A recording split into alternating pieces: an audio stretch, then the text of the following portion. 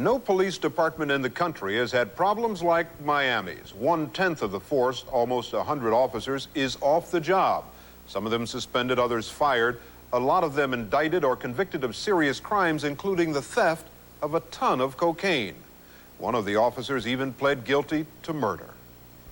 Miami hired officers who ended up committing crimes most crooks could only imagine. For example, a group of more than a dozen police officers raided this Miami River boatyard in the summer of 1985 with the help of some of their drug dealer friends. Most were in uniform, some were even on duty when they climbed the fence to steal 400 kilos of cocaine, almost 900 pounds. Alex Alvarez is the lead detective who helped crack the case. What they did, if you can imagine an assembly line of policemen from this boat to the fence. All the way around here? All the way around the fence. They started passing duffel bags of cocaine, one to another. They had 3 police cars, all 3 parked right outside this fence. Marked cars? Marked City of Miami police cars. And they put the cocaine in there? In there, in the back seats, stacked up to the roof, and in the trunks of the cars. In duffel bags? In duffel bags. How many duffel bags, you know? I don't know exactly, 40, 50 of them. 40 or 50? This man was there, a Miami cop who's now serving 15 years in a federal penitentiary in a special section reserved for protected witnesses. Till this day, I don't know exactly how much it was. Okay, I didn't count it. I just got my share, and that's all I cared about. My share was 30 kilos of cocaine, and I received $500,000 from it. 2 weeks later, they did it again. After checking out this boatyard from a boat on the river, they raided the yard one night when the cocaine was being unloaded by a crew of 7. Their take? Another 400 kilos of cocaine. Which is worth about how much? About that time, wholesale value around $12 million. $12 million. What happened to the guys who had been unloading the boat? They all jumped into the water. 3 drowned. 4 survived. But when those 3 bodies turned up in the Miami River, Detective Alvarez and his unit started an investigation that eventually led to the arrest and prosecution of 14 cops. This cop's share from the second raid was $600,000. His total take from the 2 ripoffs was well over $1 million. Altogether, the cops cleared $16 million. The first prosecution in state court ended in a mistrial. During that time, the defendants plotted murder to protect themselves. Leon Kellner is the U.S. attorney who supervised the second trial in federal court. 5 of the defendants got together and decided that it was too expensive to pay their lawyers for a second trial. So rather than pay their lawyers, they decided it would be cheaper to kill the witnesses. Although they never carried out the plan, they waited outside this video store for one of the witnesses. They were scheming. They were armed with machine guns and shotguns and revolvers and semi-automatic pistols. And they plotted, if we have a chance, when he comes out of this video store, we'll just kidnap him, kill him, and drive over to one of the U.S. attorney's house and drop his body on top of the hood of her car. You know, there's a lot of times a saying that there is police officers who turn crooked. Unfortunately, in this instance, it was the reverse. They were crooks first and then became police officers, many of them. Take a look at some of the job applications and background files, and you might ask yourself how these men ever became cops, law enforcers. This cop, who made $2 million from stealing cocaine and fled the country before being captured, admitted that he'd committed petty theft, that he'd stolen gas twice from trucks, stolen a car battery, and when he was 13, he even stole his father's car. 2 former employers said they wouldn't hire him again. One added he was undependable and untruthful. This man, who made $800,000 from the sale of cocaine and was part of the plan to murder witnesses, was hired even though he admitted he'd used cocaine and marijuana. He'd also been fired from his job with the power company for falsifying meter readings. Another cop admitted to breaking into cars to steal radios when he was 17. And this cop paid a hitman to kill his nephew because that nephew was trying to steal his hidden drug money. He'd admitted he'd been arrested for theft.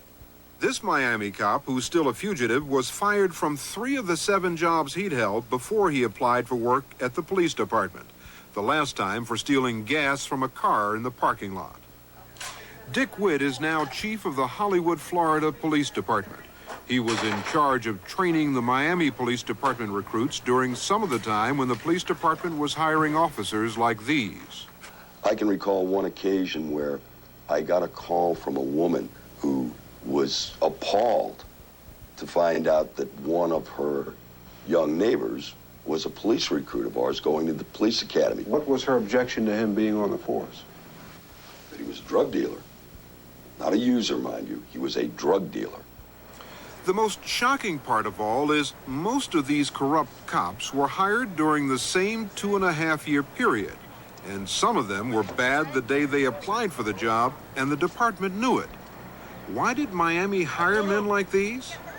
They were recruited during the police department's hiring frenzy, which began in mid-1980 when a severely understaffed department faced overwhelming new problems. The Mariel boat lift, which some estimates say dumped more than 30,000 Cuban criminals in downtown Miami in just 60 days, and the race riots in the Liberty City section of Miami.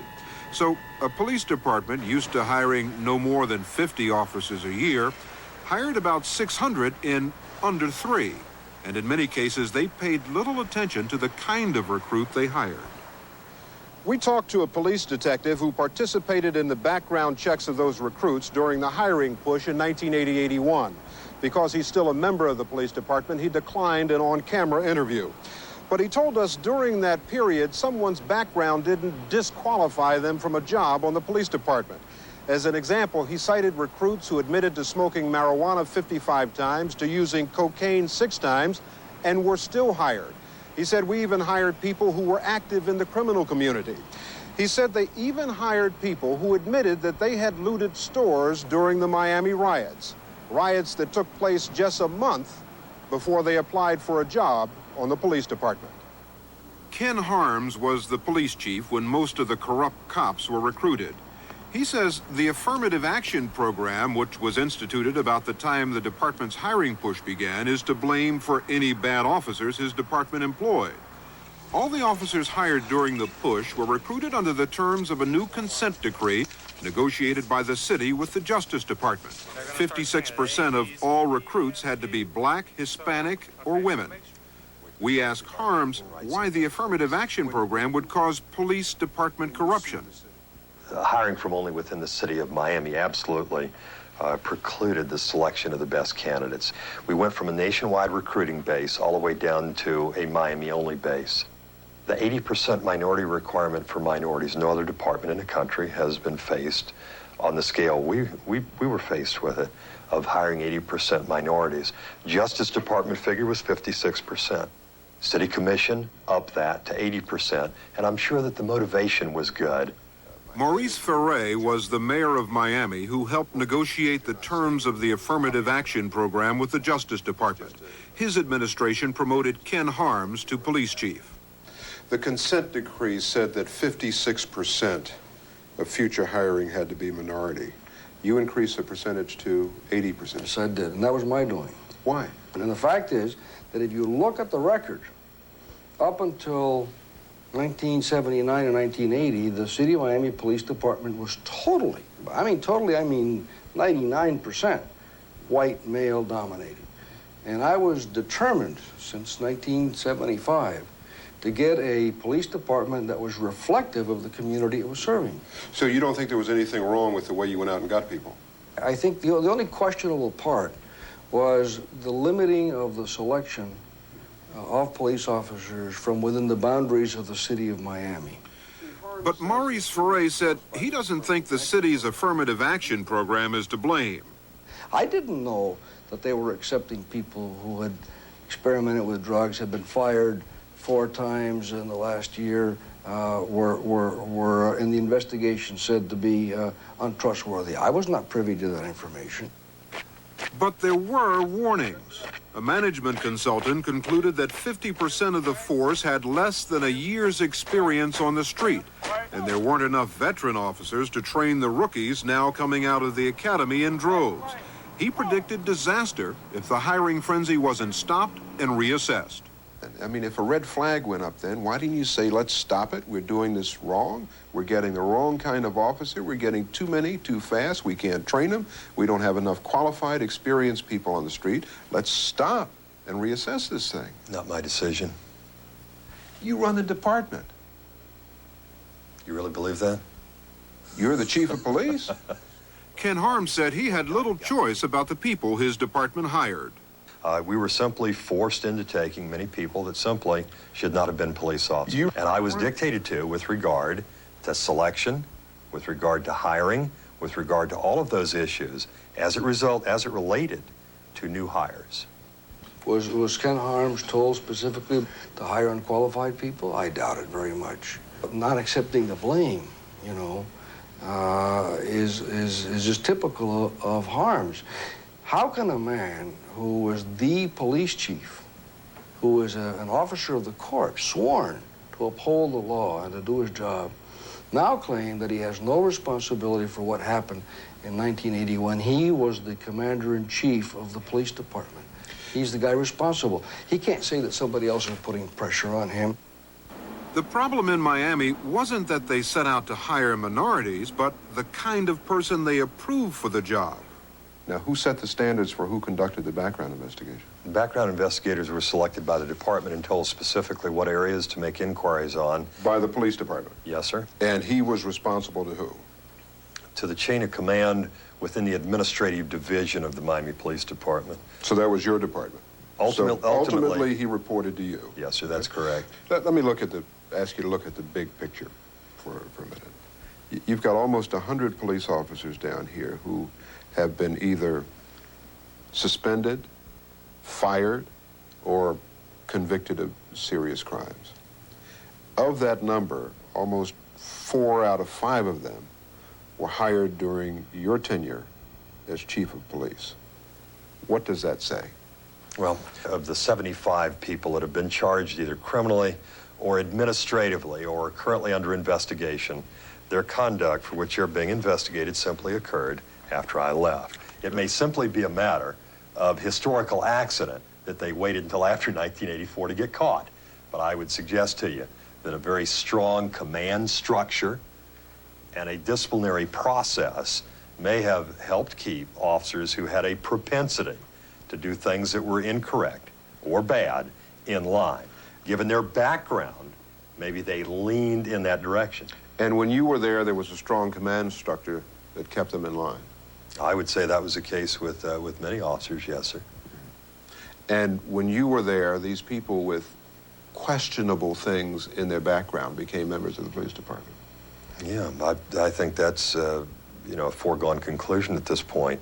The majority of people on that list simply were hired during that time period, and many of them simply should not have been police officers on the Miami Police Department. Dick Witt had to train those questionable recruits. I think commissioners have got to share some of the blame because they politicized the system with their demand for 80% minority hiring when we were pushed to our max to recruit quality people when we were up into the 50%. I think the chief of police has got to accept responsibility for never having objected. But then even those of us in a lower rank, even those of us who brought up some objections, I can't help but feel that perhaps we should have been more strident in our objections. We should have objected more loudly, more often. The story you just saw would have been impossible to report without the complete cooperation of the current Miami Police Chief, Clarence Dixon, who is determined that this kind of thing never happen again to his police force. To help the Justice Department make sure it never happens again anywhere, Chief Dixon will be working this summer with the Justice Department in a nationwide investigation of police corruption.